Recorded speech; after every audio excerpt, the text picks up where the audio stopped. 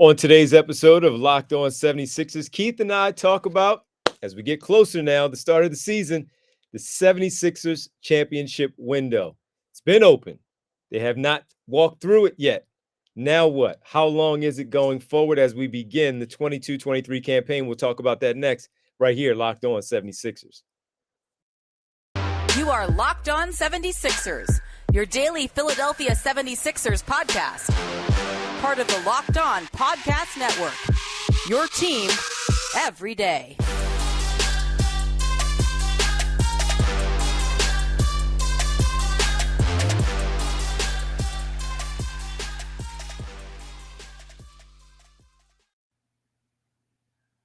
Welcome, you're Locked On 76ers. I'm Devon Givens from 97.5 The Fanatic Radio in Philadelphia, alongside my partner from theinquirer.com, Sixers beat writer Keith Pompey. Keith, what's up, man? We're getting closer and closer. Yeah, it's coming. What's up, D? How you been, bro?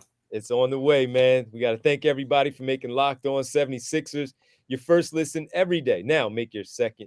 Remember, Locked On 76ers is free and available on all platforms, including right here on YouTube at Locked On 76ers. We'll get to the second listen later on. We'll tell you about all that. But we need to talk about the Sixers window, as it is a championship window and has been for the past couple of seasons. How open is it now going forward with so many changes that have been made to the roster from James Harden, Ben Simmons, now adding these guys in this offseason? We'll talk about that. We need to talk about James Harden and what is his ideal role for this basketball team for this upcoming season. And finally, we'll get into some comments that James Harden made to a national publication about him not necessarily getting enough credit for what he did this offseason and helping to open up some roster spots, some money for the roster spots for some of his former teammates to join him here in Philadelphia. We'll get into all of that later on. But Keith, we do need to start with the Sixers window. We know 5 playoff appearances, 4 second-round matchups that they've had, 4 second-round appearances. None of them have gone past the second round. The other, the bubble, first-round exit to the Boston Celtics. So as we sit here on this day now, a few days away from the start of the new campaign, another year for Joel Embiid as the star for this team, as the face of the franchise. What is their window as you look at it, being around this team since the rebuild? What is their window? You know, that's a great question, D. I kind of think it's either this year or next year. That's it. And even next year, I really think it's this year, but I'm just going to give them another year on top of that. Because when you look at it, you know, we're talking about Joel Embiid, 28, James Harden, 33, PJ Tucker, 37, right? Tobias Harris, 30. You know, you look at a lot of these guys, and this is go now, right now. And then some guys may not even be on the roster next year. But when we look at this current group, I have to say, I think it's this year typically, but I'm just giving them an extra year after that. After next season, I don't see them, like with this current group, I don't see them being contending for a title at all. I think I agree with you on this one, that their window, obviously they're in win now mode, which is why they made all the moves that they did this offseason to go and acquire Tucker at the age of 37, is it already? And then House, Melton, Harrell, bringing these players in.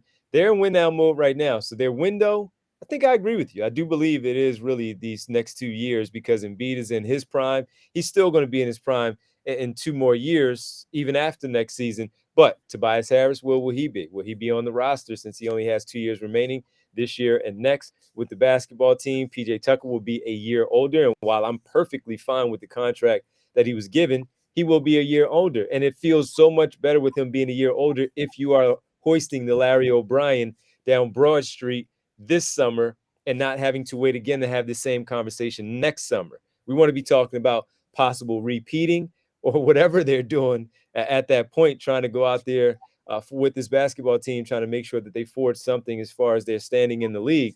I agree with you, man. I do believe that their window is these next 2 seasons. They have to get it done because not only are we tired of it as the media and watching it, we enjoy the regular season and the basketball.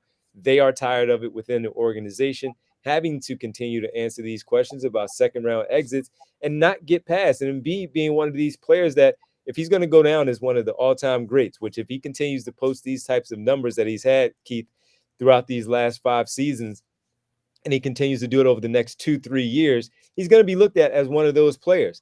He doesn't want to be on that list that hasn't gotten to an NBA Finals, haven't won an NBA Finals. He wants to be remembered as one of the best of all time that did it and helped to lead. Now, there are things that he has to do in order to help that happen. He cannot do anything about the injury history that he has had in the postseason. It's a part of it, though, and he can't run away from it because it just continues to happen. I'm with you.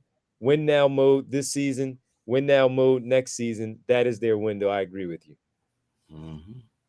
Absolutely. Well, listen, Keith, on the other side, after we figured that one all out, we need to talk about in order to be in win now and what they do, everyone has to be at their best, including James Harden. A lot of sacrifice this offseason. How much of that will lead to more sacrifice in season and helping this team win? What is his role? We'll get into that next right here on Locked On 76. Let's talk about Bet Online. Bet Online is your number one source for football betting info this season. Find all the latest player developments, teams matchup news, podcasts, and in-depth articles and analysis on every game you'll find. And as always, BetOnline remains your continued source for all your sports wagering information with live betting and up-to-the-minute scores for every sport out there. The fastest and easiest way to check on all your favorite games and events, including MLB, MMA, boxing, and golf. Head to betonline.net or use your mobile device to learn more. BetOnline, where the game starts. Do it today, people. Do it today. Thank you for making Locked On 76ers your first listen. For your next listen, check out the Locked On Now podcast, where you'll get nightly recaps of every NBA game with analysis from our local experts. They're free and available wherever you get your podcasts. All right, Keith, all off season, when we talk about this year and being in win now, a lot of the conversation all off season in Philadelphia, a lot of the stories that you had to write before your vacation and all, before you took some much needed time and much well-deserved time off.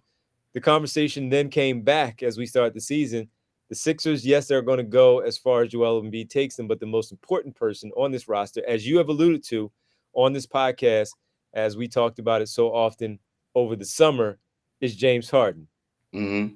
What is his best role in order for this 76ers team to win and do exactly what we talked about in that first segment, reaching the championship?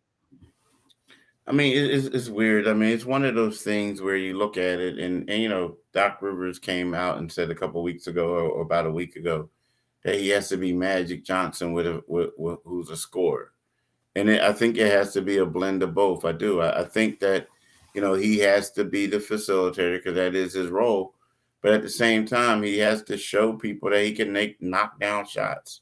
I mean, he just has to, because if not, all they're going to do is take away the passing lanes and try to force them to beat them by going in and taking up the shot. So I think that's really his role. I also think that at this stage of his career, he has to realize that he's no longer the James Harden of old.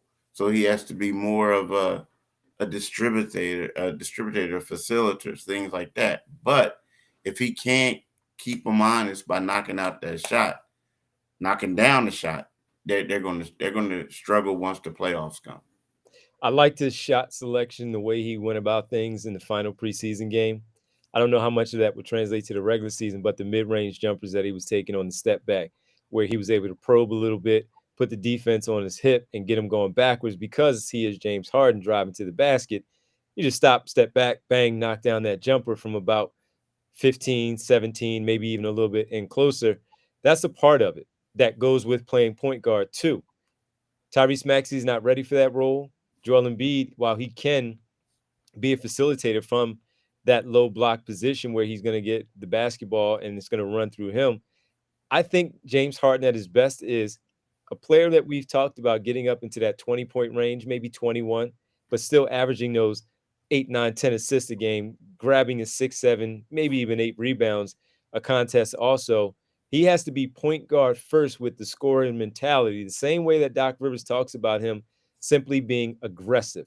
Aggressive James Harden will help this basketball team. If he's passive, It's not going to work because then they're going to figure it out. They're going to sense it. They're going to feel it. These opponents are also professional basketball players, and they can sense when they have somebody where, in a sense, blood in the water. When we talk about, being able to read somebody and saying, okay, I got this guy. They can read it. They can figure it out. And as great as he is as a scorer and an overall NBA 75 player, he has to be an aggressive type of guard. Pick his spots, certainly, because he has to pace himself by the time they get to the postseason, which we all say is the most important thing. He has to pace himself by the time we get there, but he cannot not be aggressive for this basketball team and looking for his shot, but also being that fantastic passer that we know who he is. Set things up, find ways to get Tobias Harris more involved, make sure Maxey is getting the basketball and playing at his full speed and downhill, and all things I believe will work out with the offense, and also finding PJ Tucker for those nice little screen and rolls that he has with that floater in the painted area, where he is also accomplished with that shot for the many years that PJ Tucker has been doing that. So I think at his best, point guard first, but aggressive scorer also when he sees fit. James Harden for this basketball team has to knock down those mid-range jumpers, take them when they're available, not forcing the issue to the basket. And also on those catch and shoot opportunities, simply catch and shoot. You're a good basketball player. You're a good shooter. Shoot the basketball and knock them down. My thoughts. That's my opinion. And our final one, Keith, got to ask you about some comments that he made to a national publication about not getting enough credit for what he did this offseason and opening up things as far as the purse goes for the Sixers in order to acquire some of the players that they did this offseason. We'll tap into that next in our final segment right here on Locked On 76ers.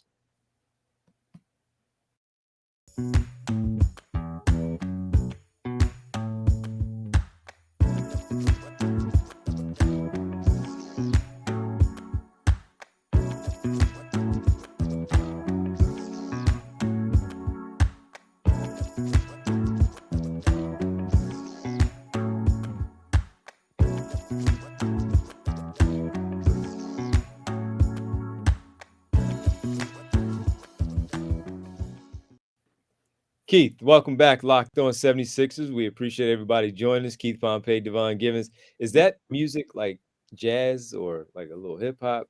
You could do both to that beat a little bit. A little bit, not hip hop, but yeah, it's like the little funk Little or whatever. R&B. Yeah, Okay. yeah, All right. yeah, yeah. I think somebody could put a nice little, rhyme together over that though. But not me, but maybe you could. You can do Mm, something as talented as you are. Keith Not Pompey. today, bro. Not today. Don't do it today, people. Nah, Don't don't do do it it today. today. Don't embarrass Hey, yourself today. Keith, James Harden, Keith, he said that he felt like he was not getting enough credit for what he did this offseason. You mentioned, because this was something we talked about before we started recording, that he was asked the question and he answered the question. So you know me, because I always get on the whole Joel Embiid thing. You ask him about the MVP, he answers it. We want answers from these athletes when we ask the question. He answered it, honestly. So that's how he felt. But I think if he listened here locally, I don't know if he listened locally. I don't know what's going on. He might have just heard nationally, but if he paid attention, a lot of love for James Harden this offseason among Sixer fans for what he did in opening up the opportunity to bring in the 4 players that they did. Yeah. I mean, it's one of those things where I don't know, like, I wasn't in there when the guy asked because they had other people in the podium and stuff like that. But it's one of those things where, in a way, like the guy asked him, "Do you think you deserve credit?" And he said, "Yeah, but I'm not getting it, whatever." But I think that was more for like a national thing. There's two things here. Everybody and their mom know that he brought these guys here, so much so that the Sixers are being investigated for Investigated. tampering, right? Right. So like, what I mean, so that's the one thing. So he's getting the credit. But and so I mean, and he is right. But at the same time, like I have to say this, they have to be successful. Like if you get you brought PJ Tucker in here and you brought in Daniel House and but they struggle when the team goes out in the second round again. It's like, you know what I mean? So like, but I get what he's saying though. He does deserve credit for what he did for right now. We look at it. Who do you know turns down or takes $15 million less? But so yeah, people were listening. People know it. I think that it was a good story. You know, it got sound bites, it got hits, clicks. But as you said, people in the Philadelphia area have been praising him since he did that, since word came out that he did that. Yeah, he got so much love from the fan base. They were all over it and just saying, you know what? I take all the things back that James Harden did or didn't do last season. All the things that they may have said negatively towards him, they took all that stuff back because they simply liked the guy for what he did. Now, of course, as you said, that's simply from June to September before the games get started in October. That's what they're talking about as far as the credit goes. So, yeah, maybe the national people, he wasn't getting enough love that he wanted to hear. But since he's now here, he should probably check it out and ask some of us or even ask the public relations because a lot of people here were really on his side for how he handled things and helping out. Now it has to translate to the floor because, as you mentioned, all of that goes for naught if they don't go out there and just simply perform the way that people want them to and the way that they expect themselves to do inside that building and getting it done. So he has been getting a lot of love. Yes, answer the question. He was asked that question. I don't know what really prompted him to say it though, unless he just simply didn't hear enough from here. I don't know what kind of praise he was looking for, but if I think he would have been satisfied if he focused on what was being said locally from Sixer fans and of course around social media for the people who are also national in different cities, different countries that are still Sixer fans that follow him very closely about what James Harden did for this basketball team. So he has been getting it. He really has. But to your point, it's not going to mean much if they don't go out there and finish the deal off. They got to go out there and finish the deal and get to the NBA Finals. First of all, get past the second round, get to the Eastern Conference Finals, and then advance. It's not going to be easy. We know that. Milwaukee, Boston, Brooklyn, all these teams. We know that. We know that. But as good as the Sixers are in a case like this, the same way that Milwaukee approaches things, the same way the Golden State Warriors approach things, you worry about yourself, and all of that will fall into place the way that it's supposed to. You don't worry about the opponent. Of course, you have to game plan for them. You have to do what's necessary to win those games against them. But oftentimes, Keith, we'll sit back and we'll do a podcast or you'll do a story, I'll do a radio show and say, you know what? The Boston Celtics didn't beat the Sixers beat themselves. So that's how good they are. Just like everybody else in the East or the West, go out there and handle your business. And James Harden will get all the praise in the world if they get to the NBA Finals and then, of course, win it. So Yeah. that'll do it for us. We got to thank everybody for making Locked On 76ers your first listen every day. Now, for your second listen, go check out the Ultimate Pro Basketball Preview 2022, a 6-episode extravaganza to get you ready for the NBA season. The local team experts and the NBA insiders of the Locked On Now podcast network and Odyssey all combining into one ultimate NBA preview. Search for Ultimate Pro NBA Preview 2022 on your Odyssey app, YouTube, or wherever you get your podcasts. I will be on one of those that will feature myself with the people from Dallas, Denver, Miami, Phoenix. I did good. I didn't even say anything about Phoenix. I just kind of stepped back and let the insider there handle his business and not tell how much I think I know the team too, just from watching all the games that they play. But you can tell me how wrong I am on that podcast too if you have a chance to listen to the Ultimate Pro Basketball Previews. 6 episodes. Find ours also. Keith, can you tell the people where they can find us? Yep, you can find us wherever you get your podcasts at and on YouTube. You can also follow my man D at Devon G. That's DEVONG975 on Twitter. So You can listen. you were trying to rap it right there over that beat. You were just trying to Yeah, rhyme my. There you go. I appreciate it. and then also you can listen to him on the Divine Giving Show, and that's on 97.5 FM. On Friday, it's going to be from 6 to 10. You can also follow me on Twitter at Pompey on Sixers, and you can read my stuff in the Philadelphia Inquirer andinquire.com. Keith, thanks so much, everybody. We appreciate you listening. Always appreciate your comments, your thoughts on what we do. Make sure you hit that Liberty Bell, bing, and subscribe to the Locked On Now podcast, both on YouTube and wherever you get your podcast. Keith, talk to you later, man. Thanks. All right, bro. Peace, man. You got it.